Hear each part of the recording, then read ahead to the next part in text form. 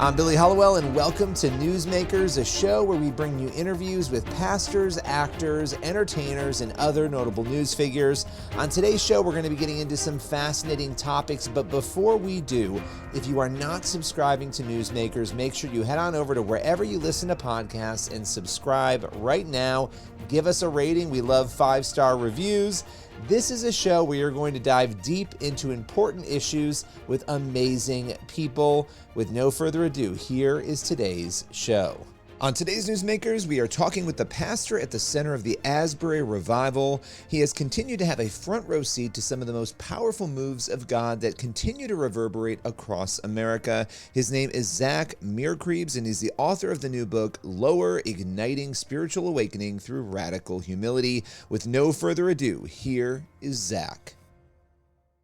Zach, I always love getting a chance to connect with you. You have a new book, Lower: Igniting Spiritual Awakening Through Radical Humility. Now, you've got an incredible story, and we'll get into that, but what was it that made you want to write this book? Yeah, so thank you so much for having me, bro. And, this book has been on my heart for a while. I grew up Jewish, and I had not experienced the humility of God until I heard about the incarnation of Jesus. Like the very fact of Jesus' incarnation, him coming from the throne room into the world, just crazy humility. I was captivated by Philippians 2. And then honestly, sad to say, I struggled a lot with pride as well, especially when I started working in the church. And that really cost me a lot. A lot of that being on my fault. So this was something I've been meditating on for a long, long time. And then in February of 2023, I got to be a part of a unique outpouring of God's Spirit at Asbury University. And coming out of that experience, Asbury outpouring, lots of people asked me to write a book. And, I joke that, I don't want to be the guy who won state in high school and still talks about it. So I didn't want to write the book on specifically the outpouring at Asbury, but I could write about this thing that I think was so foundational and so intriguing about the outpouring. That was Jesus' humility and humble response to the humility of a couple students and a couple people that would just wait and linger. And I think that's what we just experienced, was what God will do when we go low in humility. He'll fill the space that we vacate. Yeah. Well, and that's such a needed thing in our culture right now, because the entire culture right now is built on the self, right? It's built on satisfying the self, loving the self, obsessively doing whatever the self thinks or feels. And humility is the polar opposite of that in so many ways. Obviously, it's looking to God. It's looking, at sort of this vertical relationship with God, where he's at the center and not ourselves. And, I don't want to glaze over Asbury, because you were very much at the center of Asbury, and it was interesting now that I've gotten to know you, right? Looking back at when I was covering that story, not having communicated with you before, what was it like for you to see that level of fervor and love for the Lord that consistently, not just as somebody at the center of it, but as a spectator of it? Oh, it's unbelievable. And it gave me hope. I think what we experienced was, one of my good friends, Dr. David Thomas, said, what we're experiencing here. I remember he said that often during the 16 days at Asbury. So what we're experiencing here is just New Testament Christianity. This was like early church Christianity. Like people were randomly giving thousands of dollars to people in need. People were being healed. People were being added in number daily. People were preaching in boldness. It was New Testament Christianity.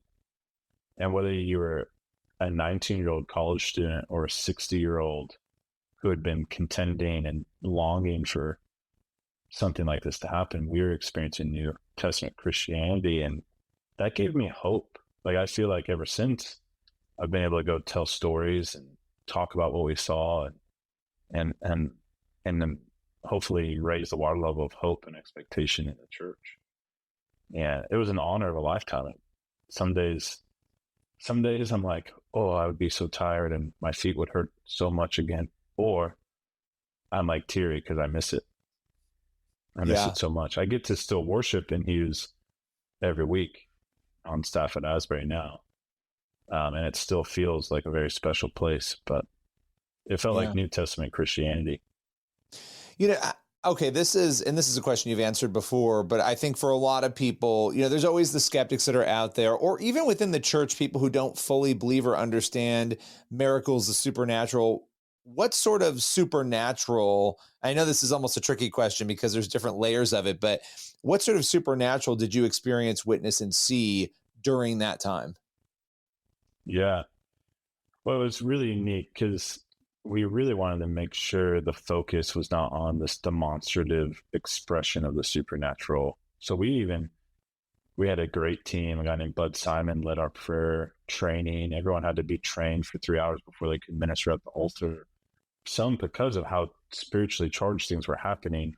We wanted to do that in such a way that dignified the person, but also held space for what the room was about. So we saw healings, we saw freedom, we saw deliverance. But a lot of that, funny story, I got coffee with Bud a couple months after everything ended at Hughes. And I was like, man, it seems pretty chill in the room.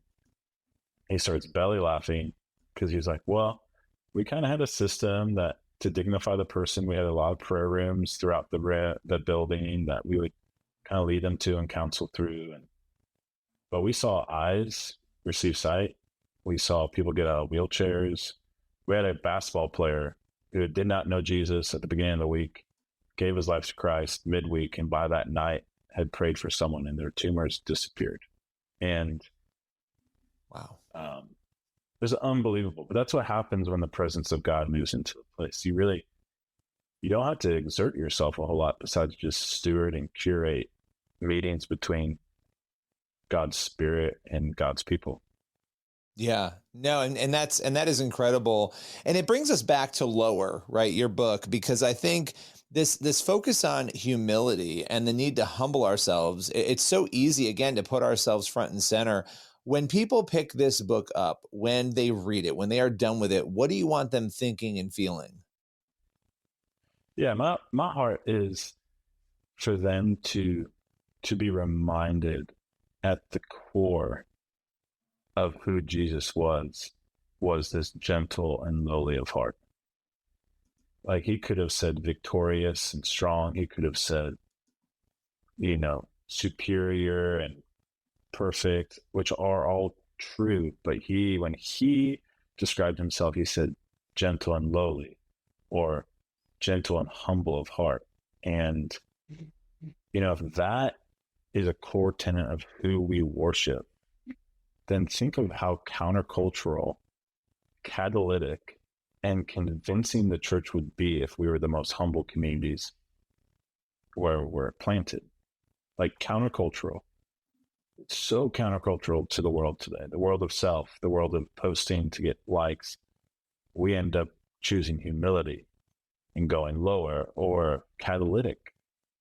If we empty space, if we go low, we vacate space, then God can fill it, right? We say, God, empty us of ourselves so you can fill us with your spirit. It's catalytic, and it's compelling. Like it's compelling. People are attracted to people that are differentiated, humble, healthy people.